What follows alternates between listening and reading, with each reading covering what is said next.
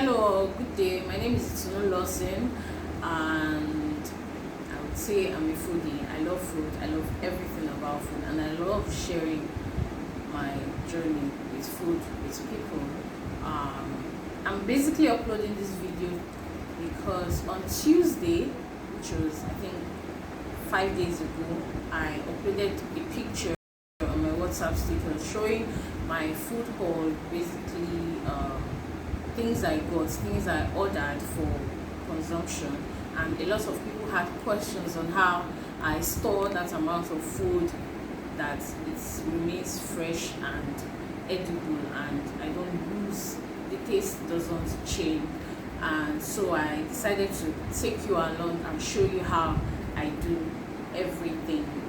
And so let's do that right now. Okay, so currently I'm going to be sorting tomatoes for tomato paste. I make my tomato paste myself because I'm not comfortable buying processed tomato paste.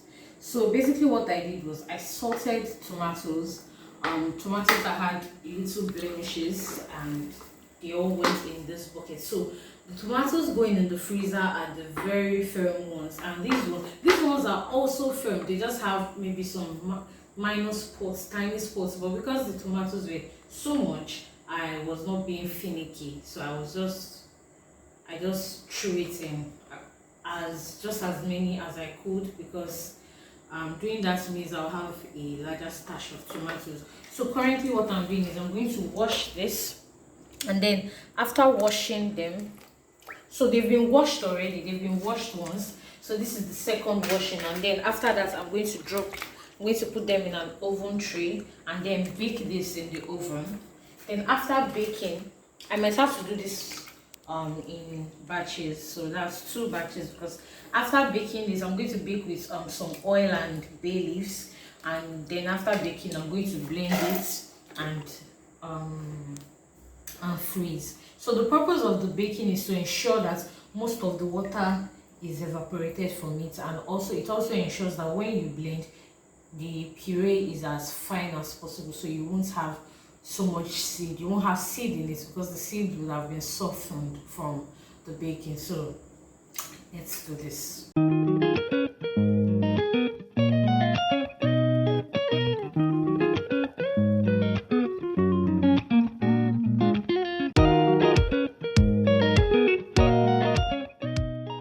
Now I have spring onions. I cut it that the sprigs or whatever it is called are separate, and then the balls are separate. So I'm going to pulse this. I'm going to process this using the food processor, so it's going to be a very fast blend. While this, I'm going to use the thick slicing blade for my food processor. I've never tried it before, but I am hoping it's going to work, because there's no way I'm going to cut this with a knife and finish it anytime soon. So put this on. Sorry if you can hear any background noise. That's Jen, or in Nigeria.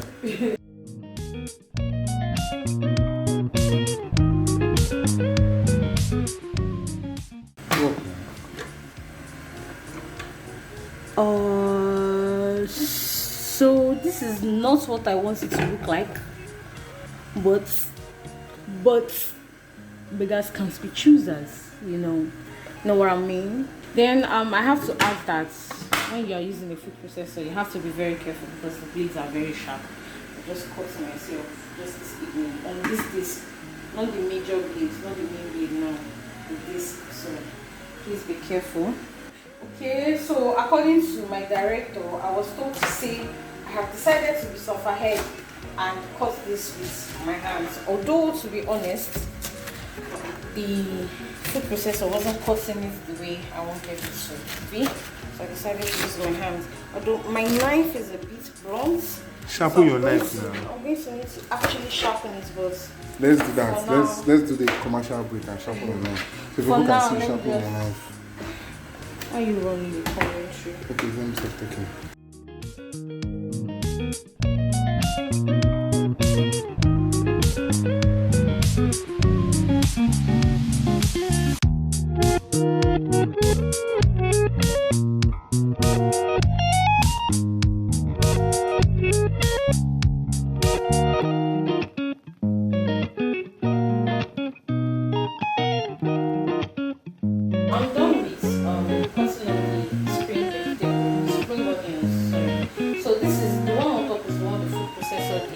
and as you can see, it's a bit too small.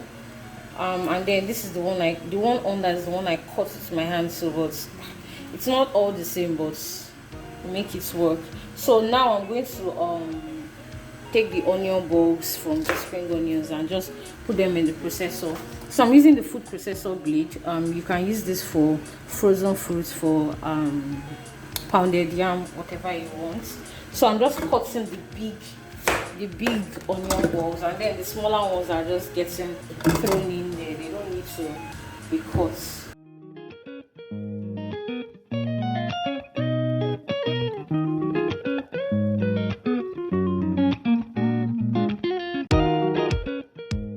I'm going to stop. I don't want to overfill the food processor. If not, I'm going to stress it, so you lock it. I use the Nigerian 5-in-1 food processor. I'll make another video talking about my kitchen appliances and gadgets and what you can use them for. So now we are processing.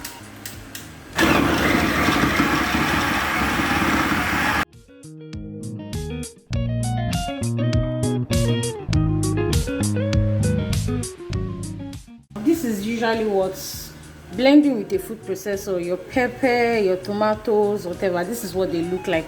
So for people that like all this atta rice that you make with palm oil and all of that, and you use grinding stone, you can easily use your food processor because nobody came to this world to suffer. Yeah.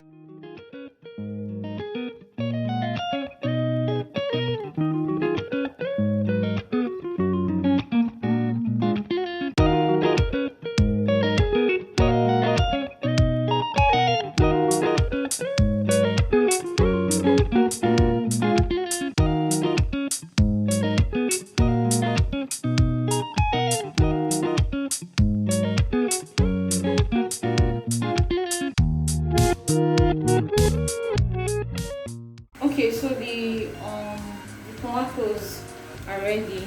Give me a moment, please. So I'm going to pick out the bay leaves, not all of it. So this is ready, I think, because it is cast iron, and cast iron conducts its heat quite properly, and there's not as much tomatoes in this compared to the oven tray. So I'm just going to transfer this to the blender. I shouldn't be doing this. I should actually let it cool down. So I don't think I'm going to blend this immediately. I'm just going to put this in the blender, and then I'll show you the final product, because it should cool down. You don't want to ruin your blender. I think you can blend hot things in a food processor, but for this blender, especially as it is not a high performance blender like Vitamix, you don't want to do that. It's quite hard.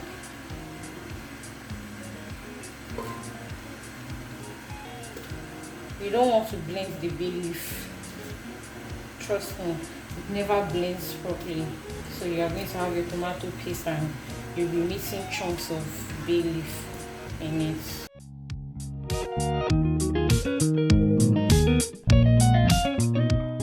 So while blending, I'm not going to add any liquid because that is the purpose of baking. So the only liquid I'm going to add, I shouldn't have held this because it's quite hot. So the only liquid I'm going to add is the liquid that is left in this skillet.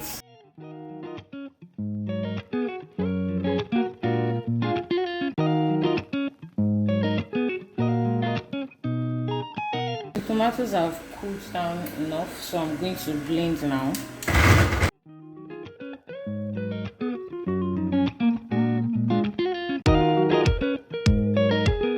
This is basically what it looks like at the end of everything. So you can see that you can barely see any seeds and all of that. So this is going to get portioned into containers. Now this is where the shout is going to happen, because everyone screams at me that why do I have so much ice cream containers? But I use my darling go slow containers to store my tomato paste. So that's where they come in, and so I portion them into sizes like this. So for each meal, it goes in this.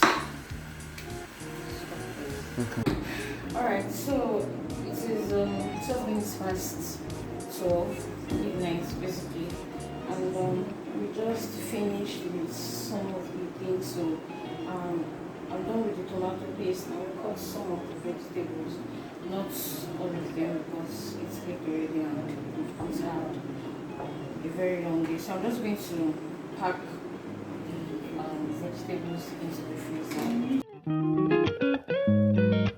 I didn't make them too full because by the time they freeze, they tend to expand. By the time the tomato paste, basically anything you put in the freezer, when it freezes, it expands.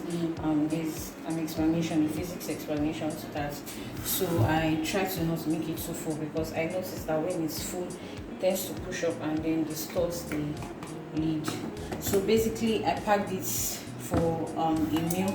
What we majorly use this for is for the tomato paste is for jollof rice, but we don't really eat that much rice for a start, and jollof rice is not an every Sunday thing, if you get what I mean. It's basically like maybe once a month or twice a month. So this would last us from this is 1, 2, 3, 4, 5, 10. So it should last us 5 months maybe. That's on the assumption that we eat jollof rice 2 times in a month. Spaghetti. Jollof spaghetti, but that's not a regular thing.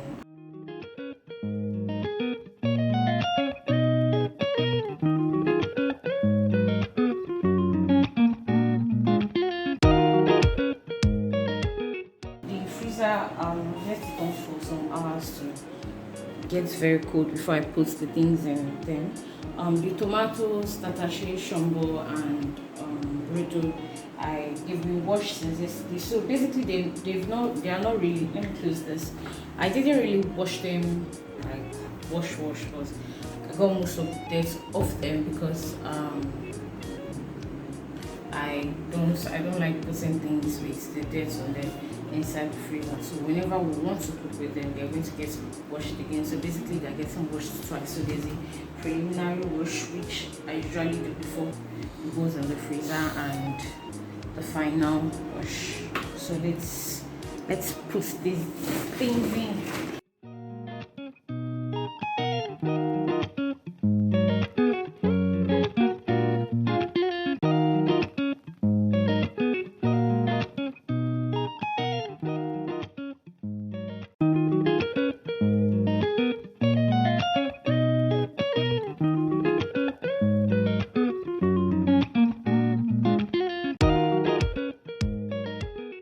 These are the vegetables. This is string beans for stir fry basically. So you notice that they are cut longer. So these will go here for now. Then this is for this, just like cooking, maybe eggs, rice, fried rice, and all of that. So cut two of these. There's still a lot more, but we haven't cut them. Then this is spring onions, and this is the minced onions. I'm also going to mince garlic and freeze. Here I have garlic that have not been washed at all, so they still have the soil on them and they're still fine. They are going to get blended finally. It's been a long couple of days.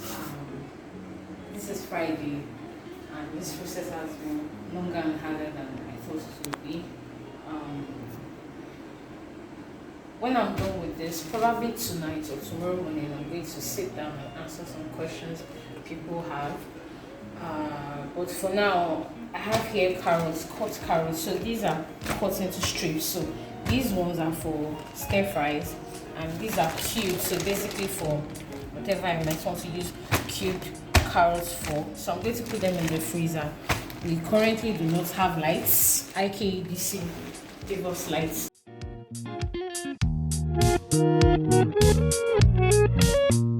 Let's close this, and we're going to go into the kitchen. Please don't mind the noise. Like I said, we don't have lights. So here is ginger, washed ginger. This is going to get blended along with this. So as you can see, this garlic, it's not fully peeled. That's because it's going to get blended, and garlic peel is good for you. So why stress yourself overly trying to peel it? So these two are going to get blended tomorrow. I'm going to send someone to blend it. And then this is the peeled garlic. This is going to get minced. So they are fully peeled because they are going to be used as like a starting base for most of my dishes. So when I cook, I start with onions and garlic, and when you have your garlic peel in your minced garlic, it tends to burn. Garlic burns very fast. The peel burns faster, so it is going to be, it might make your food taste, smell nasty. I'm just going to assemble the food processor.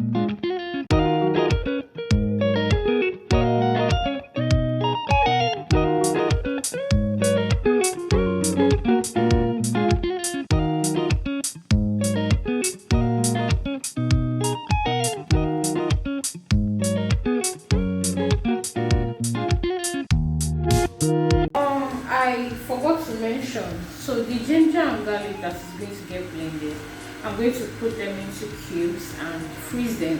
So I have some from the last batch that I've not finished, so I'm just going to quickly show you that, because these ones are not getting blended tomorrow. I'm not getting blended till tomorrow. Fingers crossed, I want this video to be out by tomorrow. So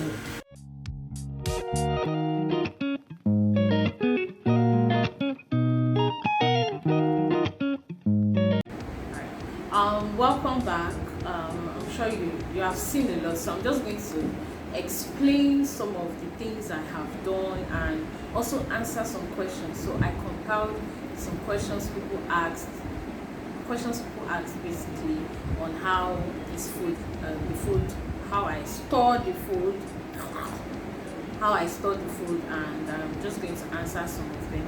I listed them out on my phone because I tend to ramble if I don't have something guiding me. So let's do that.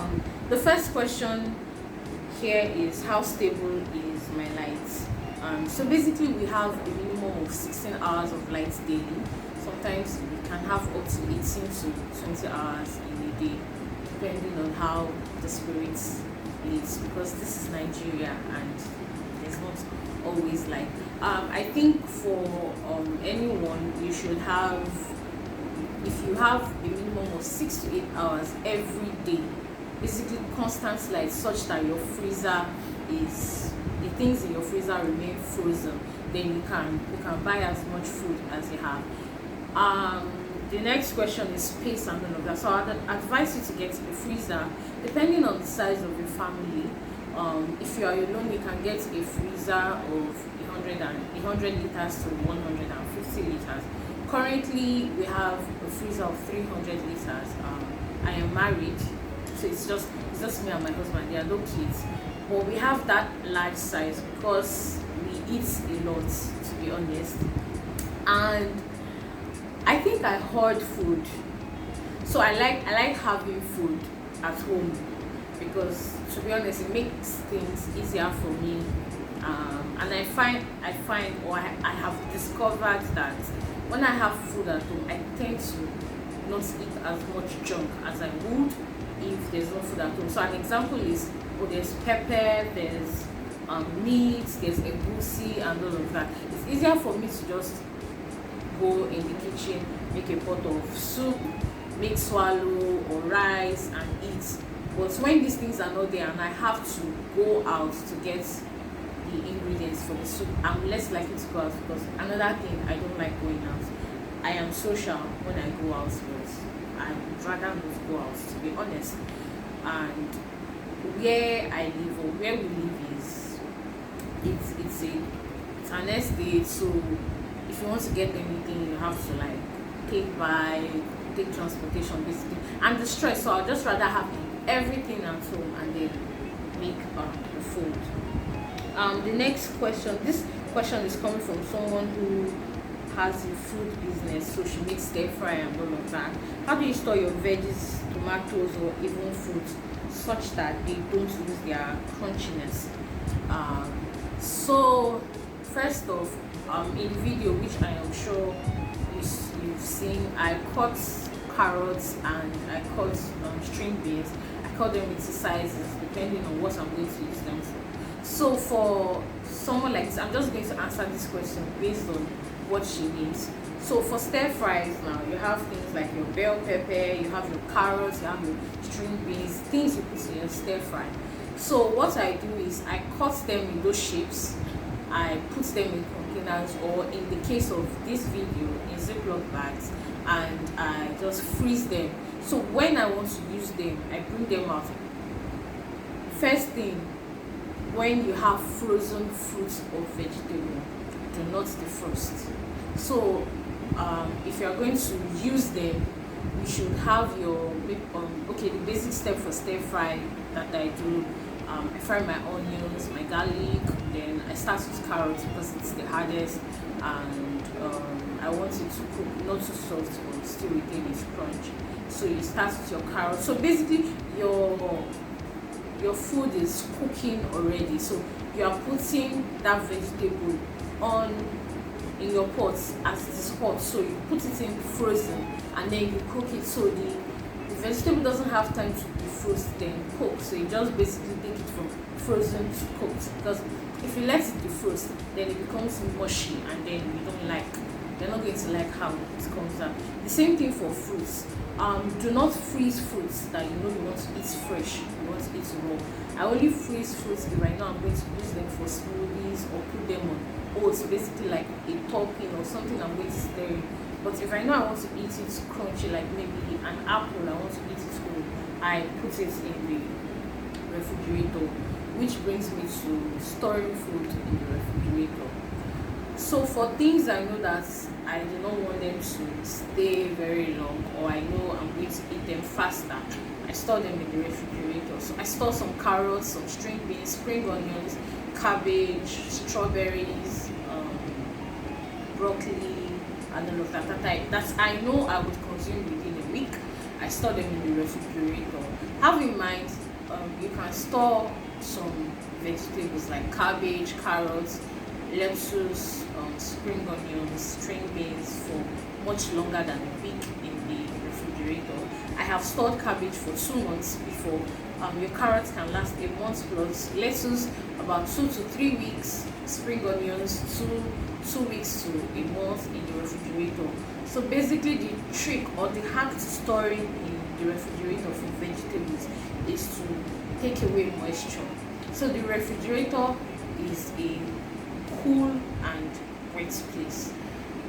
What you want to do is have that coolness without the moisture. So how I go about that is I add paper towel. So you can wrap your vegetables in paper towel, you can line wherever you're going to put the vegetables in paper towels. So whatever moisture that is generated, the paper towels absorb. So you just need to change the paper towels as they get soggy.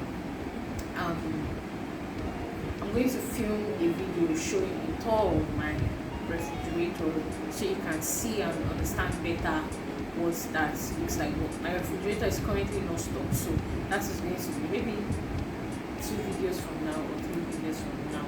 Let's see.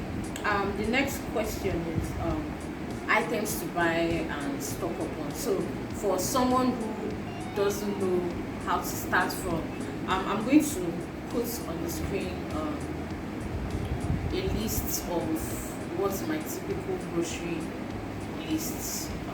It's like I just said list. I'm just going to show you what my typical grocery list looks like. So have things like onions, rodo, tatache, tomatoes, green rodo. I have tatache twice here. Spring onions. I have rodo again. Ginger, garlic, chicken, turkey, beef, goat meat, vegetables, green rodo again, watermelon, mango, pineapple, fish, apple. Basically, so we have vegetables and we have fruits. Our peppers and all of that, they are fruits, so they fall under the fruit and vegetables category. So basically, when I go to the market, I get these things, and you can start with that. And it also depends on your budget. It depends on how much you're willing to spend. So this haul that I did cost approximately 55,000 naira. Wait before you scream. I am not buying tomatoes, I'm not buying any pepper, I'm not buying carrots, string beans, spring onions, whatever it is, onions. I am not buying any of these things for the rest of this year. That is why I spent that much. Typically, when I go to myself, I spend between 20,000 naira to 40,000 naira, and that lasts us between 2 to 3 months. Of which, what I get in myself for that cost is, I don't think it's up to half of what I got, and I don't think I mentioned it. So this haul, I got it from Just. So everything here, I have someone in Just, so I sent her a list. I sent her a list. There's H, there's A, I'm a Yoruba girl. Accepts me. Sent her a list, and she basically sent down food. So she sent it on Monday. So the food left just Monday evening, and it got here by Tuesday afternoon. So the space was fine. So the food got here in good condition, not okay, good condition actually. Especially looking at that journey, and what you get in Mansour is there's really not that much difference. And when you look at sisters, the things you get in Mansour are also sent down from places like Jos. So it's just like, and you can get it at, well, not the price the people who sell in Mansour get, but you can get it cheaper than they will sell it for you in Mansour. And by the time you calculate transportation, how much it will cost you from picking up and bringing it to your place, when you look at it, you realize that you have actually saved money. And that brings me to my next point: buying in bulk and saving money. Other than the fact that I am a food hoarder, I am always thinking of how can I do this and not have to spend as much money as I would have spent. And when you look at these things, so let's assume when you want to make a pot of soup, you buy tomatoes 500, tatache 200, maybe shombo 100, rodo 100, depending on how much pepper you consume. That's for a pot of soup. So when we calculate that, we have basically like almost 1,000 naira for just pepper. And then you buy maybe your chicken or your turkey per kilo. And chicken, a kilo of chicken, I think is 1,007. I'm not sure. And I think turkey, when I saw, was like 2,005. I don't buy per kilo, so I don't really know the prices of these things. When you look at these things at these prices, you realize that by the time you buy 10 kilos of turkey, you have spent 25,000 naira. Meanwhile, a kilo of turkey, 10 kilos of turkey, which is a carton of turkey, is, how much did we buy it? I think we bought it 23 or 22,000 naira. It feels like it's not that much, but then when you look at transportation to go to where you're going to get it, these things add up. It's just these petty amounts of money, they add up. And sometimes you might want to cook and you'll be broke, but you have food at home, so you don't have to worry. And all. There are times where sapa will blow, but because there's food, you're still eating like a king, because you don't have to buy anything, so you just cook with what you have. It's when everywhere is soft, you can be thinking like, oh, I want to buy cream, I want to make Alfredo pasta, I want to get this, I want to get that. But when things are not so rosy, you can easily make a meal for a whole week, and you would not repeat the same meal. So you can make 7 different meals, if not more, based on what you have at home. So when you look at those things, you realize that bulk buying it's worth it, basically. Next question before I go off tangents again. This person asks, can't I freeze some blended pepper and fruit juice? Yes, you can. I did not do this time around because the last one I had was my mother-in-law that helped me, and I'm spoiled. The thought of going to market, buying pepper, blending and bringing home, then boiling, it's just too much for me. So usually, in cases where I don't go to myself, I send the list to my mother-in-law, and she helps me get it.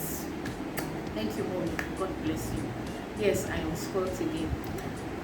So yes, you can freeze. So you can blend your tomatoes separately. You can blend your peppers separately and freeze them.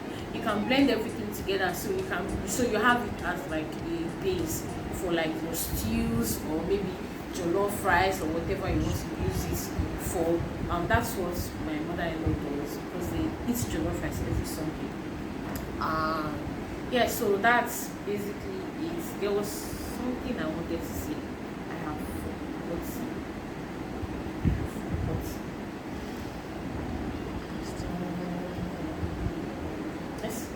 Let's move on. If I remember, I'll probably add it as a comment or put it in the description box. So yeah, I think that's all there is to cooking buying food in bulk and storing. And I guess I'll see you next time.